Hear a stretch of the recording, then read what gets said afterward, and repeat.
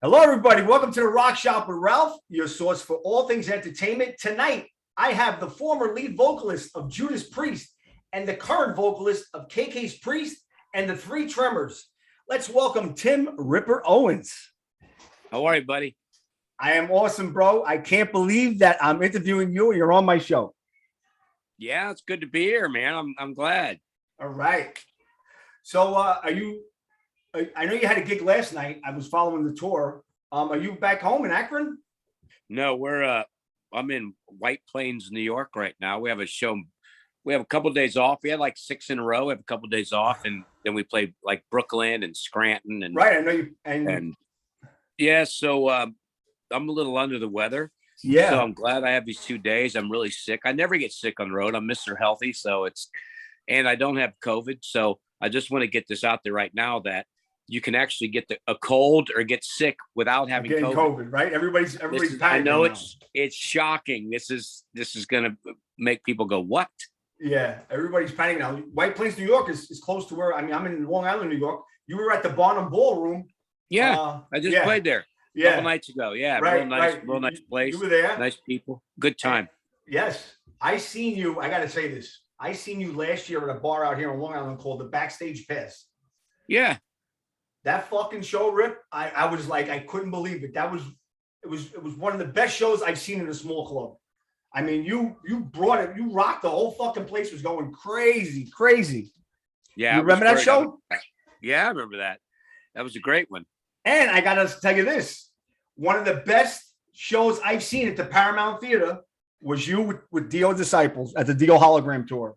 Oh, that was fantastic, huh? Oh my God. Sonically, that was without Dio being there, that was the best sounding band that Dio had, that I would have to say, because I'm a huge Dio fan. I got him on my arm. Yeah.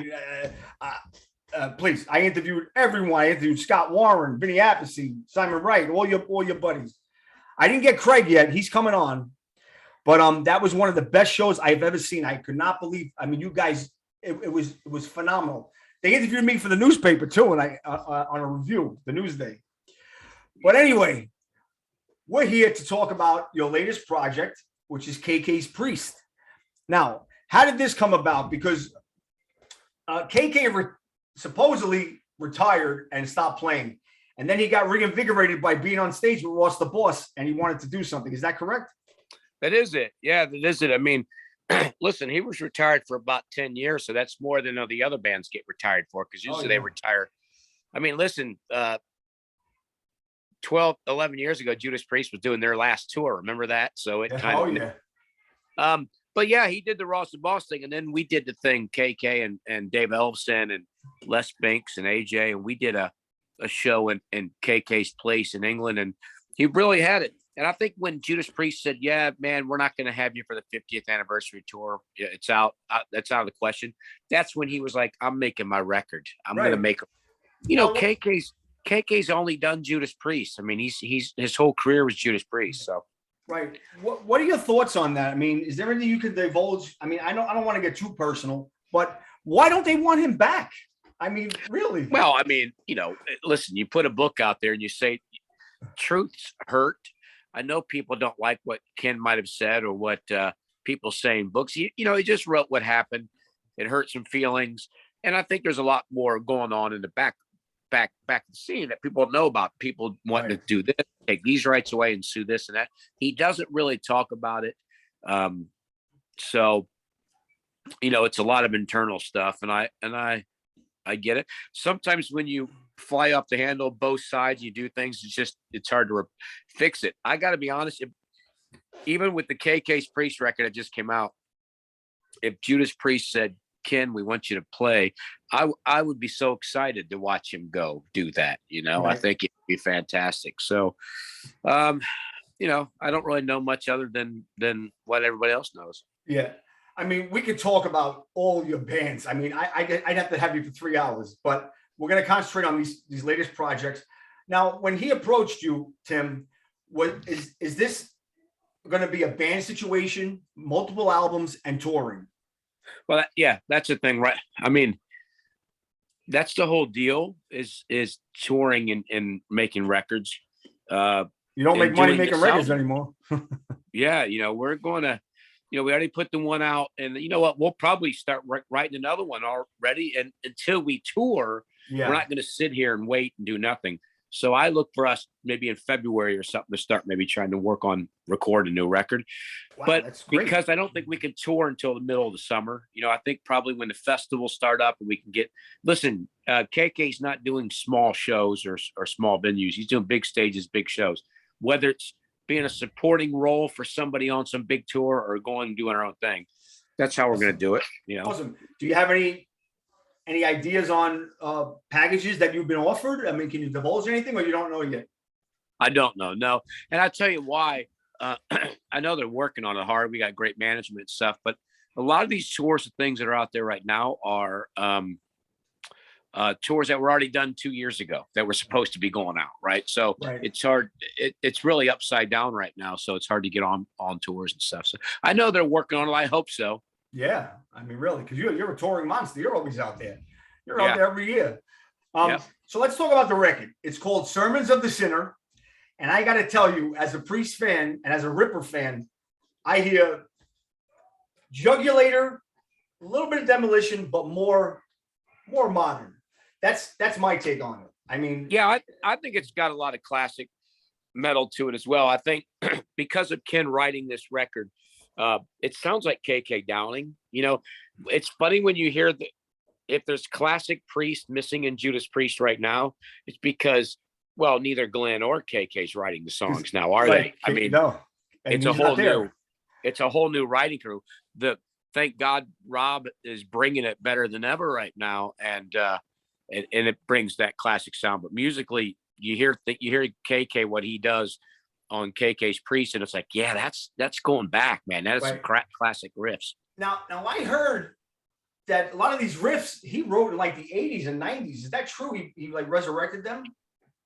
I think so. I think there's a lot. I think, what happens is you sit down and you're in that mode of writing like Ken is. And I think you just start writing and it just brings up everything I just think he knows this is how he does it. What he does well. This is what he does. I don't think he knows he can do other stuff, but when he sits down and write, he's just done it since 1970. I mean, right. Well, let me tell everyone about the band. I want to make sure they get their due. You got AJ Mills on guitar. You got Sean Elg on drums and Tony Newton on bass. And of course, KK on guitar and Ripper on vocals. Hell of a band, man. Hell of a band. The standout tracks. I mean, we all know Hellfire Thunderbolt. Brothers of the Road. I love that one. Return of the Sentinel. That was threw me for a little bit of a loop. That one. Yeah, that's actually my favorite song on the record. Probably Hellfire Thunderbolt and Return of the Sentinel is my favorite. There's so much classic Priest in that and modern. The thing about the Sentinel, you nailed it earlier by saying there's some modern stuff going on. That's the thing about the Sentinel. It's fantastic. Definitely. Now, did you write together, or everything was written and he knew what he wanted to do, or you give him like little bits, pieces here and there, melodies, lyrics, or whatever? Well, this one he had written already. Right. But when we go into the studio, we all can put our say or what we want to do, or use the vocal style we want, or change things around. Like here's the template, and then you kind of do your own thing to it. Awesome. So now you obviously said you guys are trying to get a package. KK's Priest is definitely going to tour. You just don't know when. You're hoping for the summertime. I mean, we're looking forward to it because I know that the record everything was supposed to be done last year, and you guys were put off until this year because of this fucking pandemic. Yeah. Right. So as far as the writing, what I answered you, so the Rockstar movie was right where they said that we already wrote all the songs already. Yeah, I just did an interview. What's funny is that's kind of what it was like in Judas Priest. Obviously, they wrote all the stuff. It's not like I'm going to come, this kid from Akron, Ohio, come in and go, hey, I got some song ideas for you guys. Right. Here, try this. Mark Willow hands him a tape. But they didn't act like that. I think at the very end, I wanted some stay. I remember when I wrote the Beyond Fear record, I wrote Scream Machine on purpose to go, see, I could have wrote with Judas Priest because Scream Machine would have been as good as any song on those records. Right. But that was later on. So the movie was out, before that. but they never said anything. Listen, they were the best band. They treated me great. They were fantastic. So they never used the Rockstar thing like, we can't do it, you know. That's our stuff. I got you. I mean, all right. So how's KK's last question about KK's Priest? Health wise, how's he doing? Oh, he's fantastic. Good. I said I think he's definitely healthier than me. He's more spry than me, and he doesn't bitch as much as me. So everything's really good about him. Right. So listen, I told you in the beginning, I could beat a dead horse. We could talk for an hour about Judas Priest and about the movie Rockstar. I'm going to ask just a couple of questions. You know, most people don't. Here's the thing about Judas Priest when you got the gig. Is it true that they flew you to hear you because they thought that wasn't you singing on the tape? They wanted to make sure it was your vocals and it wasn't dubbed in. Well, they did ask me that. Yeah. They asked me that because they said the band sounded so bad and wasn't clear in the video, but my voice was very clear and spot on. So yeah, they called after they booked the flight and I was going. Scott called late at night and said, "Hey, we're sitting around." It was 10 o'clock for me on a Sunday, and I finally went to sleep because they called me on Friday night originally. And he said, you know, guys don't believe it's your voice. They think you were miming. I'm like, dude, it's my voice. But you know, but that was from a year before that. You got to realize that people don't realize this. I was in a Seattle grunge band called Seattle. Yeah, I was going to mention that. For a whole year after that, I quit the Judas Priest tribute band because we sucked. No crowds were coming out. There was like 20 people and I wasn't singing good at all. So I quit. And it was a year later. So people think that like I was still in this Judas Priest tribute band and, you know, made it look like it was still the 80s, you know, but it was great though. They were fantastic guys. I mean, you recorded 2 albums with them, Jugulator, which is by far one of my favorite Judas Priest albums. I mean, that album fucking tears it up from beginning to end. I mean, Jugulator, Burn in Hell. I mean, oh my God. Are you kidding me? I mean, I could go on and on. Cathedral Spires. I mean, you know, those songs. The only thing I didn't like about that album was the cover, Riff. Yeah. The cover was so dull. You know, you usually get a cover and it's glossy. This one was like really dull. But listen, beggars can't be choosers. As far as musically, it was great. The follow-up, Demolition, was great. And you guys put out one hell of a live album, the 98 album. I mean, when you do a live album, is it like a Kiss album? They're dubbing in some certain things like crowd noise and guitars. They didn't do any crowd noise. I think on the first one, they might have, replaced a couple bad sounding parts that clunkers in the background or something. Now Live in London was totally live. I mean, I like Live in London better for that fact that we were tired. That's how a live concert is, you know, it was so live. And I wish I could have, I have mess ups on that record. I sang the wrong words. I was flat. I actually think that's kind of cool, you know?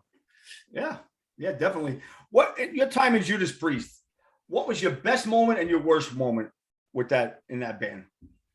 I mean, don't forget, I wanted people to know you were unknown. I mean, it's well documented. And then you're in one of the best-selling heavy metal bands of all time.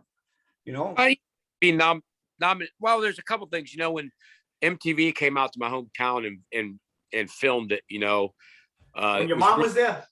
Yeah, my parents were there, and my daughter, who's 32 now, she was just a little, and it was really cool. I think also being nominated for a Grammy and going to the Grammys was really cool. I didn't have a whole lot of down moments. I think the only down thing about Judas Priest was all the stuff they turned down. You know, Ozfest, and there was rumors that we could have toured with Maiden at the time, and they were always turned down because it happened to be the wrong time of the year. You know, had a vacation going on or something, and I think that was the only thing. All the stuff we turned down, but but it was not a whole. I mean, I still can't harp on that too much. And don't forget, you're a multi-millionaire now. You were one of the best-selling bands of all time, right? You went from relative obscurity to making millions. Yeah, that's what everybody thinks. You know what I mean, Rip? Yeah, I definitely make my career now than I did then. We can put it that way. Well, listen, you had to do it, and I mean, you're here today because of that. Oh, absolutely. Yeah. That's why I never talked bad about it. I mean, that was I wouldn't want you to either. that was my college, and I missed the guys hanging out with them so much. Like I said, I couldn't survive on the money I made back then. And I don't think I was treated unfairly, though. I think that's what was going on. Metal sucked. And I was paid what I was paid at that time. I was over the moon with, they were fantastic. It was all good, Are you still on friendly terms with the band? Yes, absolutely. Yeah. Even Rob and I are friends. And yeah, I mean, it's, They don't harbor no ill will that he has his own band called KK's Priest. yeah. Listen, I don't burn any bridges. All right. I got you. All right. Let's move on. I want to talk about Yngwie. You did 2 albums with Yngwie. And here's my take on it. I mean, I could ask you the standard question, is he an asshole? I'm sure every interview they ask you that. I've heard from people he's a total asshole, and I've heard from people he's a great guy. You want to divulge on that? And I want to ask you about one song that you did with him. Well, first of all, Yngwie and I got along great. He probably is an asshole to some people, and he wasn't to me, though. So, I mean, there you go. It was pretty cool doing it and watching him play. The guy loves to play guitar. He has a guitar by every piece of furniture in his house, and he just picks up, plays the blues or plays a guitar. So I thought I learned a lot from that, from watching him love what he does. Right. And they said the reason you left the band was because he wanted to book shows and you had shows already booked. That's the only reason why you left the band. I quit the band, which I never even announced it. That's the best part. He was calling to say, hey, I got the show we could do here. And I'm like, I already got solo shows booked. So I told Winnie Dio, who was managing me at the time, I said, just call them and say I quit. And the best part was I never, listen, finally, I mean, if Judas Priest fires me, Ice Earth fires me, I can actually say I quit a band. And I never announced it. I'm like, it's not even, I don't care. He didn't even advertise you on the album. No, wait, no. The best part was all of a sudden he's got a tour lined up a month or so, a couple months after I quit, and he never tells anybody that I'm not singing. So all of a sudden I start getting these messages. They think that you're there. I went to the concert and you weren't even singing. It's kind of funny. That's cool. Okay, here's the question. The 2 albums you did with him were Perpetual Flame and Relentless. First of all, the mix is horrible. You could barely hear your vocals. I mean, I'm like, what the fuck? But Michael Jackson's Beat It. What the fuck were you thinking? Well, listen, that wasn't even, I was on tour. This is a funniest thing.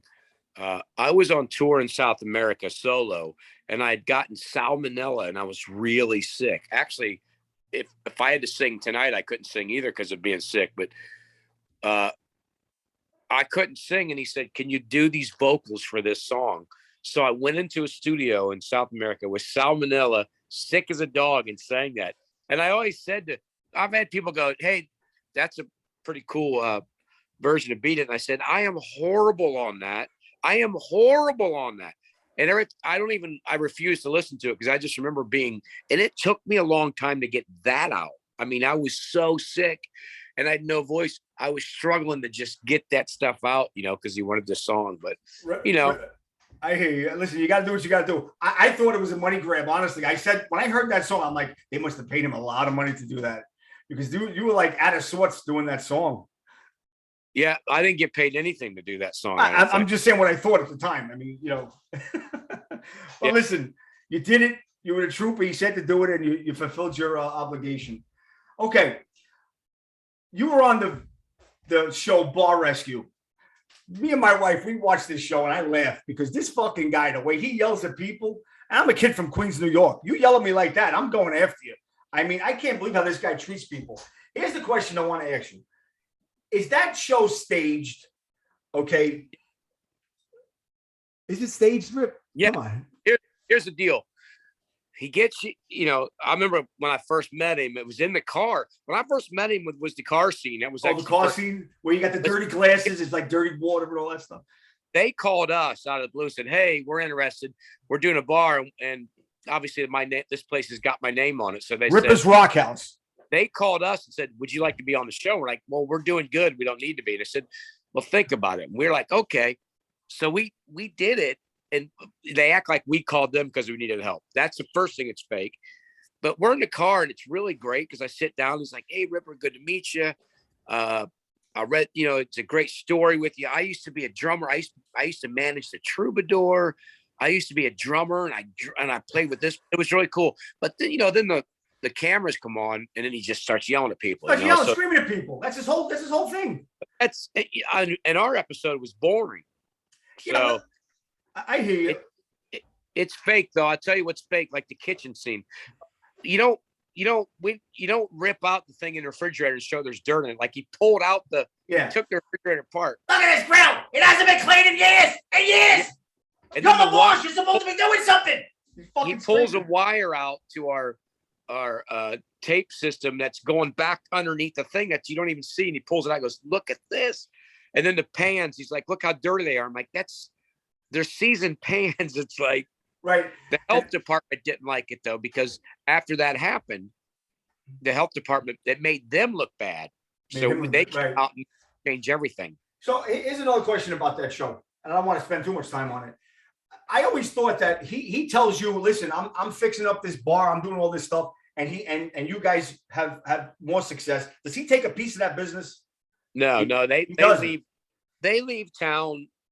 Listen, what he did to our restaurant was awesome because he made the stage even better. He made it look nice. Yeah, improved. It was great. The world tour of Wings, he kept everything the same, but the work they do isn't the top of the line work. Put together fast. Because they're in and out, But what they did and everything, it was great. But yeah, they just leave town and go, "Okay, we're done with you." Right. And then it became Tim Owens Traveler's Tavern. Yeah. And then we just closed. We were doing good. We decided to close because I wanted to tour more. My business partner owned a landscaping company that was really big. So we're like, "Yeah, we just can't do this anymore." Right. I got you. I love when I saw you on it. I'm like, "Holy shit, Ripper's on Bob Rescue. This is great." Yeah. But let's you know what they do? They make you like walk into the door and they'll go, "Look this way and be disgusted." And then they go, "Do it again." You wear the same outfit for like 5 days and they go, "Now throw money in the air and act like you're calling me." And it's kind of funny. Okay, everybody listening to this, Bar Rescue is fake. I got it out of him. I finally got somebody that was on it and he said it. Because a lot of people, they want to know. If you're a man, Rip, and that guy screams at you like that, you're gonna retaliate. You're gonna say, "No, don't fucking scream at me like that. What the hell's wrong?" He does that every fucking episode. Every episode. He treated me pretty good, though. Well, not you, because you were the owner. I'm talking about the manager. Usually the manager doesn't know what the fuck he's doing. The barmaids or whatever, and then all of a sudden they turn it around completely, at the end of the show. Anyway, whatever. Dio Disciples, one of my favorite bands. What's going on with that? I had Simon on, I had Scott on, I had Vinny. Well, Vinny's not in it. I had Simon, Scott, and I'm working on Craig. But I heard there was some new music you guys were writing. Yeah, I don't know what's going on with it, to be honest. I mean, that was talked about years ago, but I think everybody just got busy doing stuff. And, it would be cool to sing on a couple songs. I told him before, just send me some stuff and I'll sing on it in my studio. But I think, listen, I'm putting out record after record after record. So you don't got to tell me. I'm trying to keep up with you. Yeah, people ask me what I do and I have to pull out a sheet of paper that's got it listed on it because I can't remember it. Right. Now, are you still managed by Wendy? I'm not managed by her, but if I have, some big stuff, because we're really good friends. So right. If I needed her to do some stuff, I definitely would ask for her assistance because she knows what she's doing, So I always, if I got a contract I need looked at or something, I'll get a hold of her. Awesome. Now, they said that they were touring with the hologram again. Have you been notified about that? Do you know about that? Yeah. Last I heard, Wendy said she doesn't think she wants to do it again. I mean, contrary to what people they think, she actually loses a lot of money when she does that thing. It's very expensive. I mean, when people go, Wendy Dio's making money off of Ronnie. No, if Wendy wanted to make money off Ronnie, she would do nothing. Right. She would sit in the chair and let the money come in because that's all hers. But she spends money to put Ronnie out there for the fans. So I think with the hologram, which was, even Don Jameson was like, that was one of the best shows I saw that year. She just, it's hard to do. I think I think it's done for the right reason, but I just think it's it's hard to financially do it. I got you. All right. Well, I got to tell you, that show at the Paramount, Rip, one of the best shows I have seen. I mean, it was unbelievable. I have video of it. I posted it on my page. It was phenomenal. The guitar sound, the drum sound, the vocals, you and only. I mean, best Dio band that I've seen. Best Dio band, period. Cool. Rest his soul, Ronnie James. You're one of the nicest human beings I've ever met in my life. Let's talk about the gig you have coming up. It's this coming Sunday, November 14th at 240 Rocks in West Seneca, New York. You're touring with the Three Tremors. Now, the Three Tremors, the last time you were with Blaze Bailey and Jeff Tate.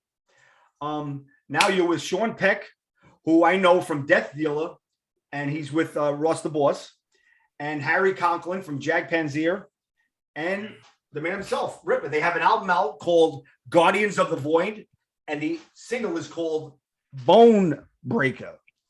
Yeah. It's craziness music. It's a lot coming at you. A lot of yeah, very, very much. But that's what, originally there was the Three Tremors, and it was Halford and Jeff Tate and Bruce Dickinson. I think Dio was even involved. They talked about doing this band called Three Tremors, and nothing ever happened. And then when Sean got a hold of me, he said, let's put a record out with three singers, but let's not tour on our back catalog. Let's make a record of new stuff. Let's do it over the top and power metal and craziness. And then he goes, you know what? Let's call it the Three Tremors. They never used it. And he looked up the name, and there it was. They never, the domain name, the name itself, he trademarked the name. He owns the name. And so Sean Peck owns that? Yeah, he does not, because it was out there. Really? So how he was involved with you on the last Three Tremors? Yes. Yeah, there was. Well, the other thing with Jeff Tate and Blaze and I was called Trinity. Oh, Trinity. That's right. You know what?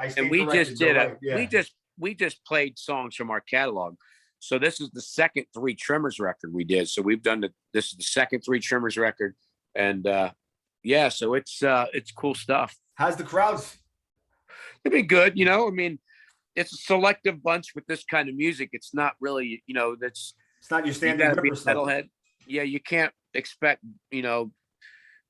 Poison or Duran Duran. You're not going to sit back and sip your cocktail and and have a conversation with your girlfriend. You're going to have to have girls flashing their boobs all over the place. Yeah, there's not that either. Maybe a couple guys flashing their boobs, I think. With hair on them, like Star. Yeah. But I got to tell you, the support act you have is Hair Nation, with friend of the show, Mr. Jim Crean. Yeah, Jim Crean's my boy. This guy is the hardest working man in rock. He's the lead singer in Appice Brothers, Carmine and Vinny.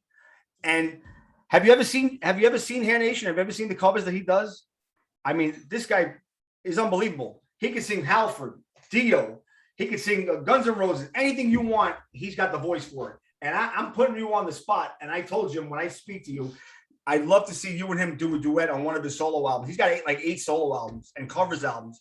I'd love to see you and him do a pre-song together, maybe Jugulator. If we do a duet, we can do like Ebony and Ivory or something like that. No, ain't gonna be that, bro. He's a metalhead through and through. I mean, he's got a voice, unbelievable voice. But so you got your work cut out for you. That Hair Nation, they bring it every night. I love. I'm not like some of the artists that I love. When bands are really good before me and singers are really good. Even I do the Three Tremors. I hope those guys are bringing it top notch and blow me away, so I can hold back a little bit and let those guys take the reins. I don't, so watching that and those guys in Hair Nation, I love it. I love that, Awesome, man. He's got his girlfriend is the drummer, Colleen Meshkova, who's an awesome drummer. You got to see her. She's fucking crazy. And I got to tell you, he just did a show with Kip Winger. I mean, he does all the shows out there in upstate New York. Kip Winger came on stage after he says, "Who's that guy that was just out here?" He goes, "That guy brings it every night." Anyway, this is the Ripper Owens interview. I just wanted to mention it to him. Yep. Another friends of the show that you recorded their album, and your lead singer on this album is held hostage. Yeah. They have an album out Tom, I spoke with him. He knew I was interviewing you. So I told him I'll give you a plug. They have an album coming out called Great American Rock. And you also did their last album, Epic. Yeah, you know, it's cool to do it. I've sing on so many records for people, and Right. this is a lot different type for me. It's kind of a dirty old rock and roll kind of stuff, you know, a little AC/DC Yeah, that little influence. stripped down. So it's kind of fun to do, you know. I don't get to sing very many songs about taking girls home from a bar or things like that. Yeah. Tonight's the night. Yeah, it's filled with that kind of stuff. So it's kind of fun to just, you know, go back in time and act like I called my buddy when I sang these songs. I said, man, this reminds me of songs we wrote when we were young, you know, because it's just kind of, yeah. I mean, Tom must be bringing a lot of girls back from the bar because there's a lot of those songs. It's all about girls, right? Yeah. Yeah. Well, I wanted to mention that. Look forward to hearing that. But last question. Do you feel that you want to settle down and be in one band and just stay in the one band, or you're happy what you're doing, being on all these different projects happening at once? I know you got to pay the electric bill, Tim. We know that. Yeah. I mean, I can't be in one band. I couldn't just be in Judas Priest if they asked me to do it nowadays. I mean, unless they're going to pay me more than they did before. I'm a musician. This isn't the old days. I mean, everybody's in other bands and other projects and things. I sit at home and make money recording, you know, and I make money doing touring with other people. If I did just one band, I would have to have a regular job, and I would have to, and you wouldn't see me tour. I mean, I wouldn't have time to tour. So people, there's people out there saying, I wish you do one band. I'm like, well, then you'll get, if I was somebody, I'd be happy that they get to hear me do all kinds of stuff. Like you get to hear me sing Three Tremors, and then you get to hear me sing Held Hostage, both really cool records in different ways, you know? So, hey, listen, it'd be great if my band was like Iron Maiden and we were making that kind of money, then I would be all right. They're killing it. They're killing it, man. They got their own plane. But let me ask you, is there another Tim Ripper Owens solo album in the works? And if so, who's your dream lineup? Who's like your dream guitarist, drummer, and bass player you'd love to work with? Well, if I do my solo record, it would just be my local friends. It'd probably be the same guys in Beyond Fear, you know. But I'll probably do one. You know, I mean, this next year or two is probably going to be pretty booked up with Three Tremors and KK's Priest. But I need to start writing one pretty soon. I'll probably start getting on it. Awesome. I look forward to hearing that tip. I'm a huge fan, Tim. I'm a huge fan. I thank you so much for being on the show. I want to remind everybody, November 14th, upstate New York, West Seneca, New York. It's the Three Tremors with Hair Nation. And I think Held Hostage. Tom mentioned he might be doing a song with you. I think, he's going to get up and do an old Priest song or something with us. Yep. Okay, so we gave him his plug. Hey, Tom, what's up? Hey, Jim. You're going to be at 240 Rocks. That's located at 1780 Orchard Park. 1780. Wait, let me get this right. 1780 Orchard Park Road, West Seneca, New York, 14224. You can go on my page. The flyer is up. Doors open at 5, and there's tickets still available. Last question, Tim. Celebrity Network says you're worth $5 million. Is that true? No. And my girlfriend was really angry when she found that out too. All right. So we know that Celebrity Network is bullshit and Bar Rescue is bullshit. Well, I'll tell you what I think they do. A lot of it is I remember Bar Rescue saying to me when he came in, he goes, don't let anybody ever tell you just you putting your name on that sign is worth $2 million in the world of doing things. Yeah. And I think when they think of net worth, they think of things like that, because I sure don't have it in my bank account. Well, listen, every day above ground is a good day. Remember that. If you got a roof over your head, food on your table, you're a millionaire. My father always said that. That's the way I feel. Yeah. Well, Tim, I want to thank you for being on the show. Everybody support him. Tim Ripper, KKspriest.com. I already have that on my page. And you have, is it TimRipperOwens.com or RipperOwens.com? RipperOwens.com. And then you could, Facebook, Instagram, Twitter. It's all easy. Just look up Tim Ripper Owens or Tim Ripper or something like that, and you'll find it. Exactly. Well, Tim, thank you for being on the show. You're part of the Rock Shop family now. I wish you the best, and I hope to meet you and see you very soon. All right, buddy. Thank you. Thanks a lot. Nice seeing you.